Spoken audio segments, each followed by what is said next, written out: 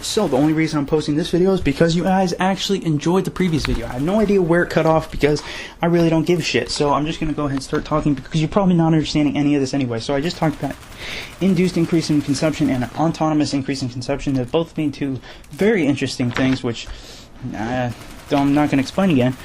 But let's see what we got here. Multiplier on the aggregate demand curve. So an autonomous increase in spending. So this is assuming that price level doesn't change. However, there is aggregate supply, so that does end up changing the aggregate demand. But if you can see this graph in front of me, which you cannot, you got to go spend the $180 fucking to buy this book, which is total bullshit. But whatever, I just rented it for $70, which is still totally ridiculous because I'm just gonna give it back to him, and I'm highlighting in it. So if they charge me for it, then they better not charge me because I'm highlighting in this book, even though it's a rental. But I don't really care because fuck, I do kind of care. I don't want to pay money. I'm an economics major, I should know this shit, but whatever. So, an autonomous change, assuming that price level doesn't change, then we just get a straight up nice multiplier effect. Like I was talking in the previous video, the multiplier effect, say, spend $10 and then multiplier 4, 10 times 4, you actually get $40 towards GDP. A real GDP increase. Real and nominal GDP are two different things, guys. You don't know the difference, but I do. That sucks for you. Take an economics class. Suck it. Alright, Chapter 10, Aggregate Supply. That was just kind of a little wrap up to Chapter 9 that I didn't finish in the previous chapter. Hopefully I can get through Chapter 10, but I gotta talk a lot faster than this. So, okay. Aggregate Supply, Chapter 10, bringing in the supply side, unemployment and inflation. So we're talking about unemployment and inflation. Before, it was just more about demand and not aggregate supply and the rest of the economy. So they were holding a lot of things constant just to get the basic idea. And I kind of already knew a lot of that, so I kind of implied a lot of things. But let's see, price minus unit cost. I don't know what that is. I think that's just talking about supply, general supply. Okay, so here's the basic idea of supply. Suppliers, say something costs, say a pencil, people would buy pencils for $100. Well, if you were a pencil company, you would want to sell 10,000 pencils because you get $100 for each pencil. Why wouldn't you? You would want to do it infinity. But say pencils only cost a penny. It costs $1 to make a pencil. Pencil companies wouldn't want to sell their pencils for a penny, so nobody wants to buy pencils. Why would anybody create pencils? So that's basically the idea that reduces real GDP when the cost is low, and when it's high, then the sellers want to sell. But when prices are high, what do people want to do? If there's $10,000 a pencil, would people buy that? Hell no. That's what equilibrium is. When you match the supply with demand for how much people would pay. It's really nice in graphs. That's what economists use. They love these graphs, and it's pretty simple XY graphs, which is really nice. Which is why I think it's pretty easy. But other people think this class is fucking impossible. I don't know. So aggregate supply slopes upward because firms blah blah. I just explained that. So there's nominal wage rate, which is 70% of all input costs. So basically aggregate supply, most companies, 70% of their costs come from aggregate supply. Or, sorry, most companies, 70% of their costs go to paying their employees. So, and then the other 30% is just other input wages, which are building facilities, lease rent, electricity, all that good jazz. So, stuff that inhibits price. Okay, other price inputs. So, other things that can shift the curve are price of other inputs, as well as the people, as well as technology and productivity. You make it easier to produce something, whether it's better technology or whatever. It becomes easier to produce, therefore just creating an easier environment so they can spend less on their input costs and allowing them to produce more for their amount. That would be an increase in supply, which also works for aggregate supply. Make stuff cheaper, increase technology, blah blah blah. But stuff becomes more expensive, and the other way, it decreases aggregate supply, which really hurts the economy because it increases inflation and decreases production, which just increases unemployment, and it increases the price level. So we get inflation and unemployment, which is just terrible. So you never want to decrease aggregate supply, which is what happens when you increase prices on inelastic things, like when the OPEC crisis is from 1970, when you increase the price of oil quadrupled, which increased aggregate supply.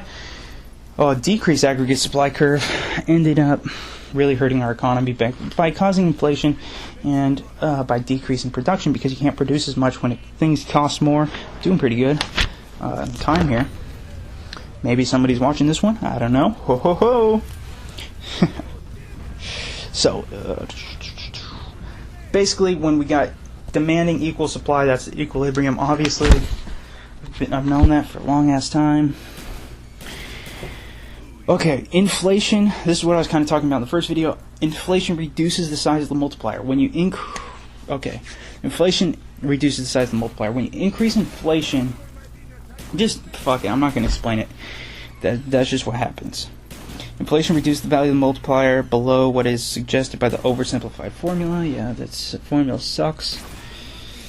As long as the aggregate supply curve slopes upward, any outward shift on the aggregate demand curve will increase the price level. So right, yeah, when you have aggregate supply factored in, not just the price, not when you keep price level constant, when you have aggregate supply as well, like I was saying, it'll increase price levels. So it goes from 100 to 120, but it also does increase production, which ends up decreasing unemployment, which is a good thing. So a little bit of inflation doesn't hurt as long as it's a small amount and we can expect the amount of change in inflation, which is why you have nominal interest rates, which acquire your real interest rate, which say you're only going to want to pay the guy about 2% interest, but you got to factor in about 3% for inflation rate over the next couple of years, which makes your total, thing, your loan or whatever, makes it like 5% or whatever. That's why it increases more, because it takes into account for inflation. And when you are the borrower, you are benefiting. So if you borrow money and then inflation hits, you're actually paying less money back for the amount of purchasing power that it's worth. So that's why it's better to be the borrower. Just a little side note for you there. So it's not too bad to take a loan out as long as you know you can pay it back, blah, blah, blah. I'm not going to talk about that, but don't take out loans and shit that you can't pay back, because then we're going to get into another economic crisis like we're in right now, and we're totally fucked right now. But that doesn't even matter. Okay, blah, blah, blah. Nominal wage rates. If you didn't know this already, when inflation increases, you actually get paid more money than the inflation for prices of goods. So you actually end up benefiting yourself when inflation hits. So, yeah, if you didn't know that, there's statistics to prove it. And, yeah, so you shouldn't really complain about inflation because you actually get paid more. But what happens is people, say they get a 5% raise. Well, 3% of that is to deal with inflation, and 2% is actually the only raise. And then people are like, oh, fuck that, I should be paid 5% more so I can pay for 5% more things. Well, no, it doesn't really work like that. So then that ends up not even happening at all, and then everybody gets fucked because everybody thinks they're so fucking great, which in reality nobody is. I'm so sorry to tell you. Okay, accepting wage reductions. People don't want to accept wage reductions. So when you're in a recessionary gap like we are right now, you have to decrease the price level in order to get out of recessionary gap. This is probably the fucking thing to help fix our economy, but nobody will do it. There's things that prevent it from decreasing as this self-correcting mechanism. The economy does have a self-correcting mechanism, but the government screws with it. Nobody wants to deal with it, and you would actually have to take pay cuts in order to fix the economy. Well, turns out nobody wants to do that. Nobody wants to get a pay cut because of psychological effects from the employer. They don't want to lose their employees because somebody's going to go find a better job. The employees don't want to take it because they're going to quit. There's minimum wage, so you can't go any lower than a certain price. There's unions. There's contracts. When you sign up, you get a salary. You sign a contract with somebody, you get a certain amount of money. You can't decrease their wages. So there's a lot of things preventing people from decreasing wages. So what happens is everybody has to quit their job. We're stuck in 5 years of a recession. As prices slowly go down, people are sitting on unemployment benefits. Then they're like, all right, fine, I'll take a job for less money. That's what ultimately fixes our economy, is this self-correcting mechanism. I don't care what government does. There's plenty of things government can do, and that's in the next chapter. If you guys want to make it that long, I have no idea. But that's basically what can fix our economy. Maybe I'll make a summary video of this if nobody watches this. But yeah, that's the fix, the ultimate fix. If you guys want to do it. But who the hell wants to take less money? I don't. If I was getting paid $100,000 and they told me I was getting paid $70,000, I'd be like, fuck you, I'm going to go find a new job. Which is a psychological factor right there. So, demand inflation, stagflation, blah, blah, blah. But this is coming to an end. I'm already at 9 minutes, 30 seconds, guys. I have no idea how I'm talking about this for so long. If you guys enjoyed this, it's actually really helping me study. So this is kind of nice. This is kind of nice. I will... yeah, here's the link to the video, my part 1 episode if you guys didn't see it.